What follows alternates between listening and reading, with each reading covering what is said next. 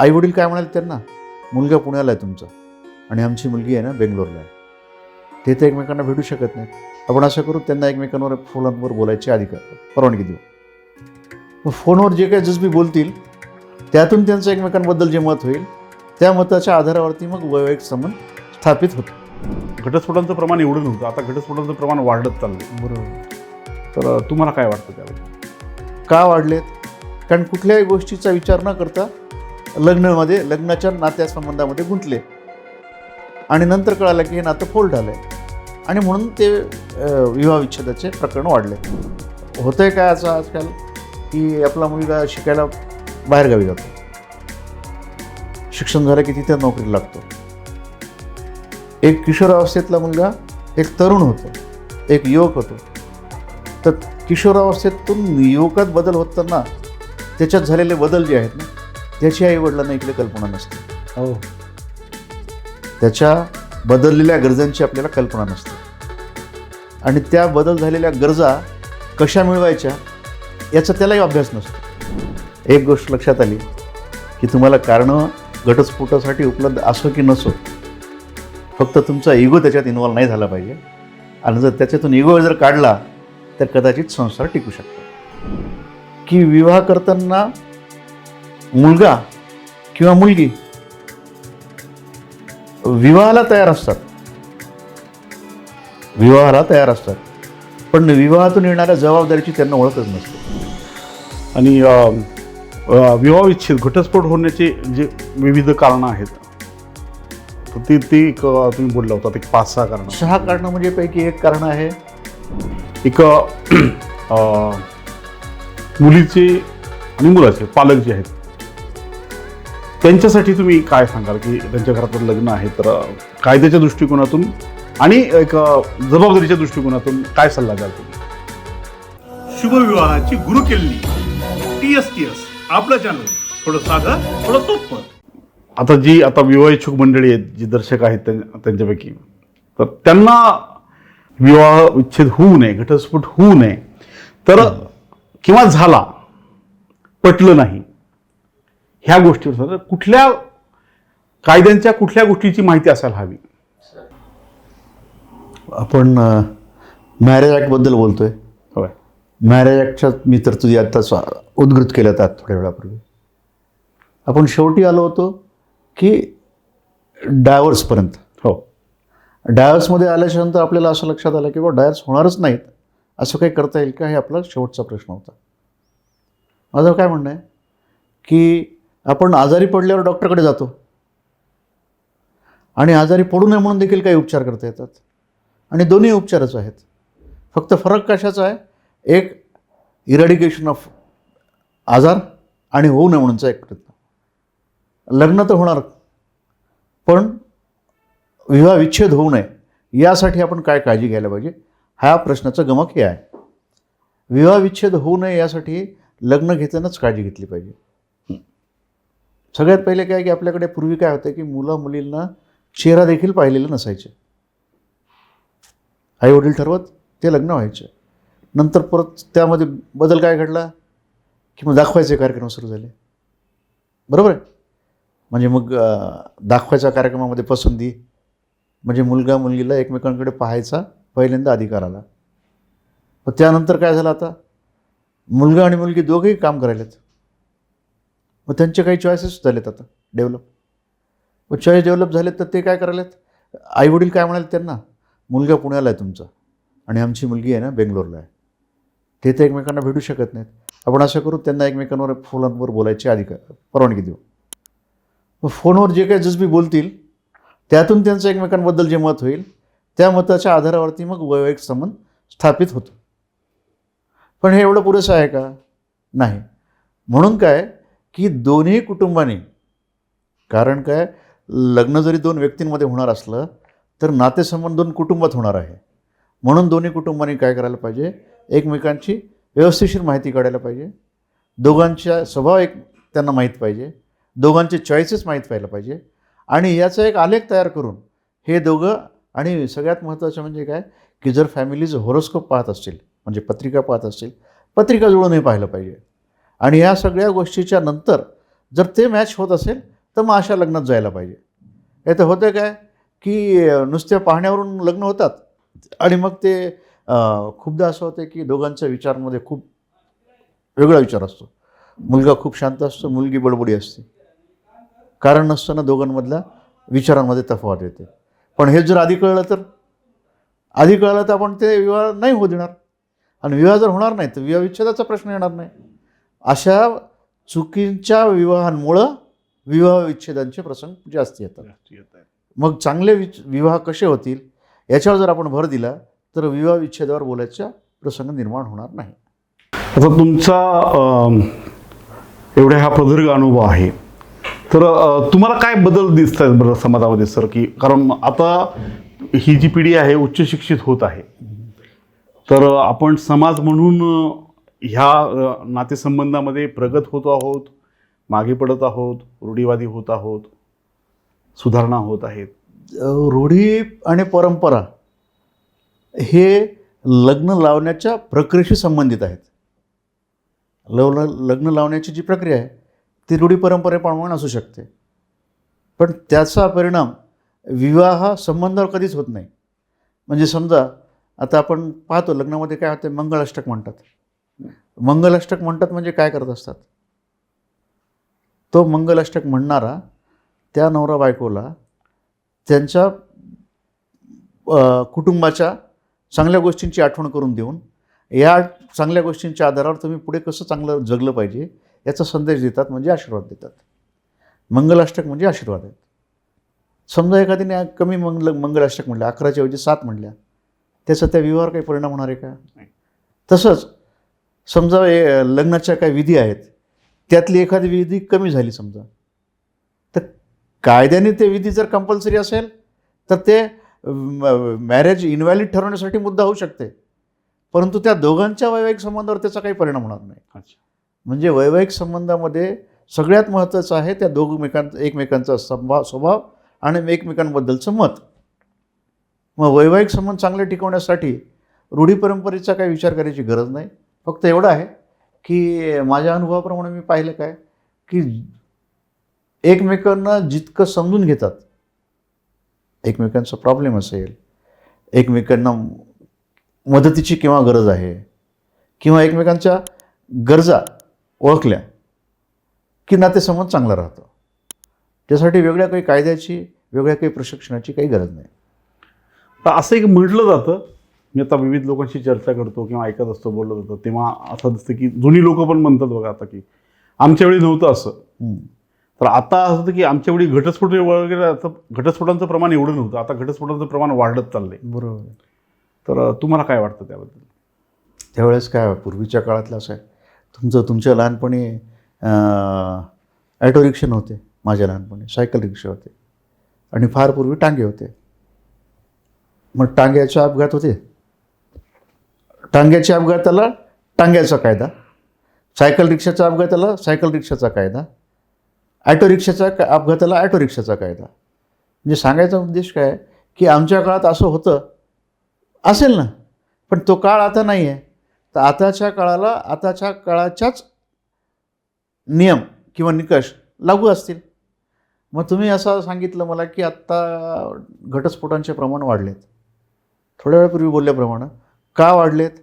कारण कुठल्याही गोष्टीचा विचार न करता लग्नाच्या नात्यासंबंधामध्ये गुंतले आणि नंतर कळालं की हे नातं फोल्ड झालं आहे आणि म्हणून ते विवाह विच्छेदाचे प्रकरण वाढलेत. मी सांगितल्याप्रमाणे विवाह करण्याच्या पूर्वीच एकमेकांना ओळखून, एकमेकांना पारखून जर लग्नाच्या याच्या नातेसंबंधात गुंतलं तर असा लग्नाचा विवाह विच्छेद करायची पाळी येणार नाही. आणि या गोष्टीचा आता नवीन पिढीला त्याची जाणीव करून देणं फार महत्त्वाचं आहे. होतं आहे काय असं आजकाल की आपला मुलगा शिकायला बाहेरगावी जातो, शिक्षण झालं की तिथे नोकरीला लागतो. एक किशोरावस्थेतला मुलगा एक तरुण होतो, एक युवक होतो. तर किशोरावस्थेतून युवकात बदल होताना त्याच्यात झालेले बदल जे आहेत ना, त्याची आईवडिलांना इकडे कल्पना नसते. हो, त्याच्या बदललेल्या गरजांची आपल्याला कल्पना नसते आणि त्या बदल झालेल्या गरजा कशा मिळवायच्या याचा त्यालाही अभ्यास नसतो. मग अशा दोन अभ्यास नसलेल्या व्यक्ती आकर्षित होतात. आईवडिलांचं कुठलंही बंधन नसल्यामुळे त्यांच्या जवळकी वाढते आणि गैरसमजातून ते काय होतात की विवाहाच्या संबंधात येतात. आणि मग नंतर कळते की आपण चहाच्या वेळेस एकत्र बसायचो तर चहाचा वेळ चांगला जायचा. कारण काय, तुम्ही 15 मिनटासाठीच एकत्र यायचा. पण जेव्हा 24 तास एकत्र घालायचे आहेत तर काय होते माहिती आहे की नाही, एखाद्या स्त्रीला नवऱ्याचं ब्रश करायची पद्धत आवडणार नाही. एखाद्या व्यक्तीला दुसऱ्याचं जेवण घेण्याची पद्धत आवडणार नाही. अशा बारीक सारीक गोष्टी असतात की ज्या एकमेकांना मतभेदाला कारण होऊ शकतात. परंतु तुम्ही जर ते एकमेकांच्या सोबत चर्चिल्या तर मतभेदाची कारणं तुम्ही करू शकता कमी. आणि मतभेदाची कारणं जर कमी झाली, मतभेद होणार नाहीत. मनभेद होणार नाहीत तर एकत्र राहणं जास्त सुकर होईल. आणि जेव्हा राहणं सुकर होऊन जाईल तेव्हा विवाहविच्छेदाचं कारण येणार नाही. सर, आपल्या एवढ्या वर्षांचा अनुभव पाहता तुमच्या संपर्कामध्ये विविध तऱ्हेच्या व्यक्ती आल्या असतील, विविध तऱ्हेच्या केसेस आल्या असतील, तर एखादी आठवणीतली केस आहे तुमच्याकडे? एक छान केस आहे माझ्याकडे जिची मी तुम्हाला माहिती शेअर करू शकतो. हे सर्वांना मार्गदर्शक ठरेल की नाही माहिती नाही, परंतु आजचा आपला विषय आहे विवाहाबद्दलचे कायदे. आणि हे चर्चिताना आपण पाहिलं की विवाह विच्छेदाची पण एक तरतूद आलेली आहे आणि ज्याचा सध्या खूप मोठ्या प्रमाणात वापर होत आहे. असाच एक प्रसंग आहे. काही वर्षापूर्वी माझ्याकडे एक व्यक्ती आली. त्याचं आणि त्याच्या बायकोचं प्रोफेशन एकच होतं. दोघं विजाती होते. दोघं महाविद्यालयीन शिक्षण एकत्र घेतलं होतं. दोघांनी विद्यार्थी चळवळीत भाग घेतला होता आणि दोघांनाही समाज सुधारण्याचा वेळ असल्यामुळं त्यांनी समाजसेवेसाठी नांदेड जिल्ह्यातला एक दुर्गम ग्रामीण भाग निवडला आणि तिथे त्यांनी आपला व्यवसाय सुरू केला होता. त्यांच्या व्यवसायाच्या ठिकाणीच्या एका माणसाचं उपस्थिती त्या माणसाला खटकली आणि त्यांनी त्याच्या बायकोला या माणसाला इथून कमी करण्याची सूचना केली. अच्छा, म्हणजे ते जिथं व्यवसाय करत होते तिथल्या एका तिसऱ्या व्यक्तीची उपस्थिती त्यांना खटकली आणि त्यांनी त्या पुरुषांनी बायकोला सांगितलं की हा माणूस इथं असला नाही पाहिजे. बायकोला त्या गोष्टीचा तिने असा अर्थ घेतला की या माणसाच्या उपस्थितीला हरकत म्हणजे माझ्या चरित्रावर प्रश्नचिन्ह, म्हणून तिने त्या माणसाचा तिथे असण्याबद्दल आग्रह कायम ठेवला. आणि या दोघांचं हे मतभेद जे आहे ते एका टोकाला गेलं आणि मग त्या बाईने त्या पुरुषाविरुद्ध घटस्फोटाची कारवाई दाखल केली आणि ज्याचा समज घेऊन ते माझ्याकडे आले होते. अच्छा. मी नौका वकील होतो, माझे वडील सिनियर वकील होते इथे. त्यांच्याकडे ते समन्स घेऊन आले होते. समन्ससोबतच्या दाव्याची जी प्रत होती त्याला उत्तर द्यायचं म्हणून आम्ही काही माहिती घ्यायचा प्रयत्न केला आणि त्यातून पुढं आलं की ह्या दोघांचं सारख्या विचारांचे, एकत्र काम केलेले, प्रत्येक निर्णय एकमेकांशी बोलून चर्चा करून घेतलेला, लग्न देखील त्यांनी ज्या विद्यार्थी संघटनेचं काम करायचे त्याच विद्यार्थी संघटनेचे ज्येष्ठ नेते जे होते त्यांच्याशी चर्चा करून त्यांनी सुचवल्यावरच यांनी विवाह करायचं ठरवलं. कारण त्या भागात त्यांना एकत्र राहायचं होतं आणि दोन म्हणजे एक पुरुष आणि एक स्त्री कुठल्याही कायदेशीर संबंधाशिवाय एकत्र राहतात हे तिथल्या समाजाला पटण्यासारखं नव्हतं. आणि लग्नाची दोघांची तयारी होती किंवा कदाचित असं असेल की अजून काही वर्षांनी करायचं असेल त्यांना लग्न, पण त्यांनी ते लग्न केलं आणि त्याची त्या थरापर्यंत ती गोष्ट गेली होती. अर्थात दोघांच्या म्हणण्यामध्ये काही तथ्य नव्हतं, त्या कहाणीमध्ये काहीच खरं नव्हतं. फक्त दोघांचा इगो इतका आड आला की दोघांनी ते भांडण इतक्या विकोपाला नेलं की आज ते प्रकरण अजून चालू आहे. बापरे. म्हणजे साधारणतः 20-22 वर्षानंतर घटस्फोटाचं प्रकरण अजून चालू आहे. मग हे प्रकरण इतकं चालल्याच्या नंतर त्यांना काही मिळणार आहे का याच्यात? घटस्फोट 24 वर्षापूर्वी जर झाला असता तर कदाचित त्यांनी दुसरी इनिंग सुरू केली असती. म्हणजे लग्न केलं असतं नवीन आणि नवीन वैवाहिक संबंधात आनंद मिळवायचा प्रयत्न केला असता. आता तसंही होणार नाही. मग हे लांबवण्याचा फायदा काय? तर हे लांबवण्यामध्ये दोघांचा उद्देश हेच आहे की हा दुसऱ्यासोबत लग्न करू शकला नाही पाहिजे, तो म्हणतो की ही दुसऱ्यासोबत लग्न करू शकली नाही पाहिजे. म्हणजे मला याच्यातून एक गोष्ट अधोरेखित काय होते की ते लोक आजही एकमेकांवर एवढं प्रेम करतात की ते आज कबूल करायला तयार नाहीत अजूनही की हा दुसऱ्यासोबत राहू शकतो किंवा हा राहू शकेल, ही कल्पना त्या दोघांना एकमेकांबद्दलची पटत नाही आहे. आणि म्हणून त्यांनी काय केलं आहे की घटस्फोटाचं प्रकरण अजून लांबून ठेवलं आहे. आता वयाच्या 60 ओलांडली असेल त्यांनी, आता विवाहाचं तिथे मात्र शक्यता नाही, कदाचित होईल हे माहीत नाही मला. पण विवाहाचा आनंद आणि विवाह उपभोगण्याची जी प्रक्रिया आहे ती संपून गेलेली आहे. प्रकरण चावून स्वतः झालेलं आहे, पण त्यांचा इगो शांत न झाल्यामुळं प्रकरण चालू आहे. तर एक गोष्ट लक्षात आली की तुम्हाला कारणं घटस्फोटासाठी उपलब्ध असो की नसो, फक्त तुमचा इगो त्याच्यात इन्व्हॉल्व नाही झाला पाहिजे. आणि जर त्याच्यातून इगो जर काढला तर कदाचित संसार टिकू शकतात. साधारण कुठल्या स्वरूपाचे आरोप एकमेकांवर केले जातात? आरोप ते या प्रकरणात तर परपुरुषाशी संबंध, परस्त्रीशी संबंध वगैरे होते. पण हे पाहिल्यावर मला काय लक्षात आलं की थोड्या वेळापूर्वी आपण चर्चा करताना असा विचार केला होता की घटस्फोट करण्याची जशी कारवाई आहे, प्रक्रिया आहे किंवा कायदा आहे, तसं घटस्फोट होऊ नये म्हणून काही कायदा करता येतो का? हो. तर घटस्फोट का होतात? पहिली गोष्ट तर काल मी पाहिलं होतं की लग्न का करायचं. लग्न काय करायचं हे जेव्हा मी पाहिलं तेव्हा माझ्या लक्षात काय आलं की विवाह करताना मुलगा किंवा मुलगी विवाहाला तयार असतात, पण विवाहातून येणाऱ्या जबाबदारीची त्यांना ओळखच नसते. तर विवाहाची तयारी काय असते? 1-1.5 महिन्यात होते. मुलामुलीचा कपडा, दागिने, खाण्यापिण्याची यादी, पाहुण्यांची यादी, लग्नाचं ठिकाण आणि विवाहातले जे काही विधी असतात ते पूर्ण करणे आणि पाहुण्याचा पाहुणचार करणे. लग्नाचा दिवस संपल्याच्या नंतर आता पुढे काय, याचं उत्तर या दोघांकडे नसतं. म्हणजे मला काय म्हणायचं की प्रॅक्टिस असणं आवश्यक आहे. आता लग्नाच्या प्रसंगाला जाण्याची प्रॅक्टिस कशी असू शकते? प्रॅक्टिस म्हणजे आणि वेगळ्या अर्थाने प्रॅक्टिस म्हणते मी. म्हणजे ही काही प्रॅक्टिस अशी नाही की जसं सचिन तेंडुलकर, सुनील गावस्कर, कपिल देव हे ग्राउंडवर प्रॅक्टिस करायलेत आणि केव्हा तरी टेस्टमध्ये यायलेत. हो हो. अशाच प्रकारची पण थोडी वेगळ्या पद्धतीने प्रॅक्टिस पाहिजे. ती प्रॅक्टिस म्हणजे आईवडिलांनी आपल्या मुलाला, जर मुलगा असेल तर लग्नानंतर त्याची काय जबाबदारी आहे याची त्याला पूर्ण ओळख करून देणं आवश्यक आहे. त्या जबाबदारीचा निपटारा कसा करायचा याचा उपाय त्यांना शिकवणं आवश्यक आहे. आणि हे 2 गोष्टी जर झाल्या तर वैवाहिक संबंधामध्ये नैतिकतेला किती महत्त्व आहे हे देखील त्यांनी आपल्या मुलांना सांगितलं पाहिजे. या 3-4 गोष्टी जर केल्या तर आपल्याला विवाह मोडण्याचे जसे कायदे आहेत तसे विवाह टिकवण्याचे कायदे करायची गरज पडणार नाही. ते कायदे प्रत्येक कुटुंबप्रमुख आपल्या कुटुंबासाठी तयार करू शकते. आपल्या कुटुंबाची एक कार्यपद्धती त्या कुटुंबातल्या सदस्यांसाठी कायदाच असेल आणि मग त्या कायद्याप्रमाणे राहिले की मग विवाह पद्धती आपोआप टिकेल. बरोबर. म्हणजे विवाह विच्छेद करण्याचे कायदे जरी न्यायालयात असले तर विवाह टिकवण्याचे कायदे घरातच तयार झाले पाहिजे. आपल्या संस्कारातून तयार, नीतिमत्तेमध्ये, नीतिमत्तेने आणि आपल्या वागणुकीने ते करता आले पाहिजेत. आणि याचं शिक्षण पेरेंट्सकडे जास्ती जबाबदारी आहे त्याची.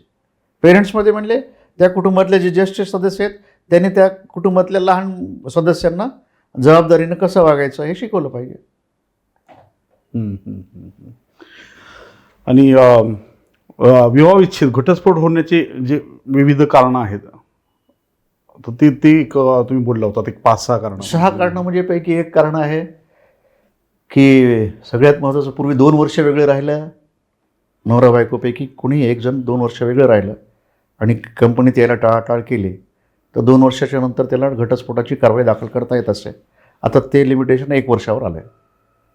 दुसरं, जर समजा दोघांपैकी कोणी दुसरं लग्न केलं असेल तर त्या मुद्द्यावर त्यांना घटस्फोट मागता येईल. ॲडल्टरीमध्ये म्हणजे वैवाहिक संबंधाच्या बाहेर जर कोणी संबंध निर्माण केले असतील आक्षेपार्ह तर त्या मुद्द्यावर घटस्फोट मागता येईल. समजा ते एका धर्माचे आहेत, दोघांपैकी जर एकाने दुसरा धर्म स्वीकारला असेल तर उरलेल्याला घटस्फोट मागता येईल त्या मुद्द्यावर. अच्छा. हां. 5वं, जर एखाद्याला क्युअर न होणारा डिसीज झाला असेल तर त्याला घटस्फोट मागता येईल. असे काही मुद्दे आहेत, या मुद्द्यांवरती घटस्फोट मागता येतो. आता आपल्या ह्या मुलाखतीच्या आपण शेवटाकडे येत आहोत. तर एक मुलीचे आणि मुलाचे पालक जे आहेत त्यांच्यासाठी तुम्ही काय सांगाल, की त्यांच्या घरात लग्न आहे, तर कायद्याच्या दृष्टिकोनातून आणि एक जबाबदारीच्या दृष्टिकोनातून काय सल्ला द्याल तुम्ही? मुलाच्या असो की मुलीच्या असो, आईवडिलांची प्राथमिक जबाबदारी मुलांना एक चांगला नागरिक म्हणून कसं जगायचं हे त्यांनी शिकवलं पाहिजे. मग या शिक्षणातून म्हणजे नागरिकाचा जबाबदाऱ्या जेव्हा ते शिकतील तेव्हा ते कुटुंब सदस्य म्हणून कसं वागायचं याच्या जबाबदारी ते आपोआप शिकतील. पण माझ्या प्रत्येक कुटुंबातल्या ज्येष्ठ सदस्यांना एक विनंती आहे की त्यांनी आपल्या कुटुंबातल्या लहान बाळांचे, मुलांचे, सगळ्यांचे जे आहेत ना त्यांच्याशी मैत्रीचे संबंध ठेवावेत, त्यांच्याशी फ्रिक्वेंटली इंटरॅक्ट व्हायला पाहिजे आणि त्यांच्या प्रॉब्लेम्सच्या वरती बोट न ठेवता त्यांच्या प्रॉब्लेम्सची चर्चा करून त्या प्रॉब्लेमचं कसं सॉल्व करता येईल याची काळजी घेतली पाहिजे. आणि असं जर झालं तर मग विवाह विच्छेदाची कारणं निर्माण होणार नाहीत. आणि ते कारणं निर्माण होणार नाहीत तर विवाह विच्छेदाचे प्रकरणं देखील कमी होऊन जातील. तर मित्रांनो, ॲडव्होकेट आशिष गोदंगावकर सर यांनी आज आपल्यासोबत छान गप्पा मारल्या आणि उत्तमरित्याने आपल्याला समजेल अशा भाषेमध्ये त्यांनी कायद्याचं ज्ञान आपल्याला दिलं, कायद्याची ओळख करून दिली. विवाह विच्छेद म्हणजे घटस्फोट किंवा विवाह कायदा ह्याच्या वेगवेगळ्या वैयक्तिकरित्या पाहिलं तर वेगवेगळ्या गोष्टी येऊ शकतात. त्या सगळ्याच एका एपिसोडमध्ये घेणं आपल्याला शक्य नसतं. पण एक कायद्याची ओळख विवाहाच्या दृष्टिकोनातून आपल्याला व्हावी म्हणून ही चर्चा आपण इथे केली होती. तर ज्येष्ठ विधिज्ञ ॲडव्होकेट आशिष गोदंगावकर सर आपल्या सर्वांच्यासाठी इथे आले आणि त्यांनी आपल्याला मार्गदर्शन केलं. त्याबद्दल मी आपल्या TSTS थोडं साधं थोडं सोपं या यूट्यूब चॅनलतर्फे सरांचे खूप खूप आभार मानतो. थोडं साधं थोडं सोपं हे इतकं अवघड असेल असं मला आधी वाटलं नव्हतं. पण या कार्यक्रमाशी बोलताना वेळ जसा जात गेला तसा हा कार्यक्रम खूप सुकर गेला. आणि मी जी काही माहिती सांगितली ती माहिती मला आधी होती की नव्हती हे मला आपण विचारलेल्या प्रश्नानंतरच कळत गेलं. आपण मला इथं बोलावलं, माझ्याशी चर्चा केली आणि मला इथं बोलावून मला व्यक्त व्हायला संधी दिली. मी आपला अत्यंत आभारी आहे. धन्यवाद. तर मित्रांनो, हिंदू विवाह कायद्यातील तरतुदी आणि घटस्फोट थांबवण्याचे उपाय याबद्दल आजच्या ह्या भागामध्ये आपण चर्चा केली. त्यासोबतच एक समाजाचा घटक म्हणून, कुटुंबाचा घटक म्हणून आपण कसं वागावं ह्या आपल्या जबाबदारीची सुद्धा सरने आपल्याला ओळख करून दिली आणि त्याबद्दलची जागरूकता निर्माण करून दिली. एक चांगला माणूसच देशाचा चांगला नागरिक बनू शकतो, एक चांगला माणूसच चांगला पती बनू शकतो, चांगला पिता बनू शकतो. तर आपण चांगला माणूस बनण्याचा प्रयत्न केला तर निश्चितच आपल्या सगळ्या कायद्यांचा आपण आदर करू आणि आपलं जगणं जे आहे ते जास्त सुखकारक आणि सोपं होईल. हीच आपल्या ह्या चॅनलची TSTS चॅनलची भूमिका आहे. थोडं साधं थोडं सोपं. तर मित्रांनो, आजचा एपिसोड तुम्हाला कसा वाटला ते कृपया कमेंट्समध्ये कळवा आणि या संदर्भातील काही प्रश्न काही शंका असतील तर कृपया कमेंटमध्ये तुम्ही लिहा. आणि आपल्या ह्या TSTS चॅनलला लाईक करा, सबस्क्राईब करा, शेअर करा आणि पाहत राहा TSTS. शुभविवाहाची गुरुकिल्ली TSTS आपलं चॅनल. थोडं साधं थोडं सोपं.